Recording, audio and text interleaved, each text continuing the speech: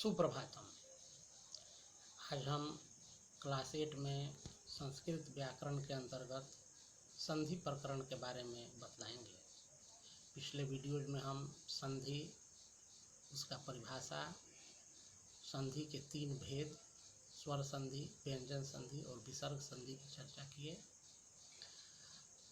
फिर हम स्वर संधि के 5 भेद, दीर्घ संधि, गुण संधि, यण संधि, वृद्धि संधि और अयादि संधि का उदाहरण बतलाए हैं। आज हम व्यंजन संधि का दूसरा भेद जस्त्व संधि के बारे में समझेंगे।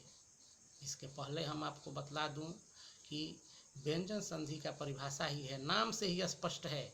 व्यंजन संधि व्यंजन वर्णों को जोड़ना, स्वर संधि स्वर वर्णों को जोड़ना और विसर्ग संधि विसर्ग को जोड़ना। उसी के अंतर्गत हम बतलाएंगे व्यंजन संधि।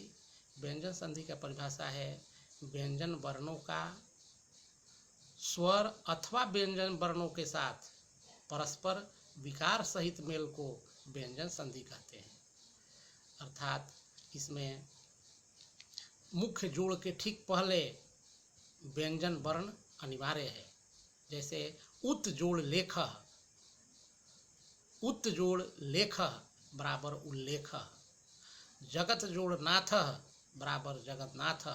ये दोनों उदाहरण में हम देख रहे हैं कि जगत जोड़ नाथ त में हलंत है, उत जोड़ लेख त में हलंत है। इसी का दूसरा भेद आज हम जस्त्व संधि बतलाएंगे। क्लास 8 संस्कृत व्याकरण व्यंजन संधि अथवा हल संधि।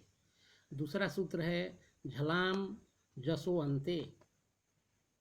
झलाम जसो अंते अर्थात पद के अंत में रहने वाले झल प्रत्याहार, झल प्रत्याहार को महेश्वर सूत्राणी में समझाएंगे कि वर्णों के स्थान पर जस प्रत्याहार के वर्ण हो जाते हैं। अब इसको स्पष्ट करेंगे। जिस व्यंजन संधि में जस प्रत्याहार का अर्थ है ज ब ग ड़ द होता है, उसे जस्त्व व्यंजन संधि कहते हैं। तात्पर्य है कि जस्त्व में वर्गों का प्रथम अर्थात क छ ट त प, द्वितीय ख छ ठ थ फ एवं चतुर्थ वर्ण घ झ ढ ध भ यदि रहे तो केवल तृतीय वर्ण ही होता है, ग ज ड़ द ब ही होता है।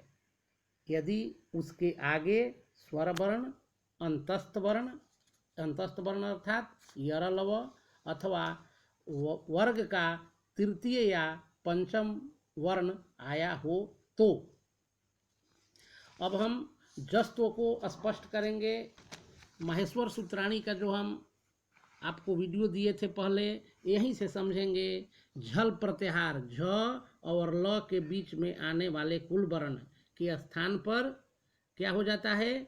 जस हो जाता है। जस अर्थात जब गण द स हो जाता है,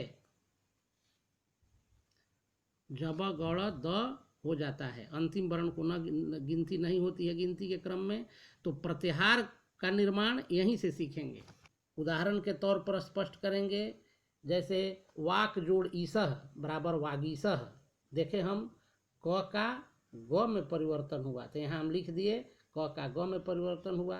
दिक जोड़ गजह, यहाँ भी क है तो ग बना, अर्थात प्रथम वर्ण के स्थान पर तृतीय वर्ण हुआ। अच जोड़ अंतः अजंतः, यहाँ भी च का ज बना, यहाँ लिखे हुए हैं हम। जगत जोड़ ईसह बराबर जगदीशह, त का द में परिवर्तन हुआ। महत जोड़ दानम महदानम, त का द में परिवर्तन हुआ। अप जोड़ जम बराबर अबजम, प का ब में परिवर्तन। दिक जोड़ अंबरह बराबर दिगंबरह, क का ग में परिवर्तन। देख रहे हैं सब इधर तृतीय वर्ण है। सट जोड़ रिपुह बराबर सड्रिपुह, ट का ड में परिवर्तन।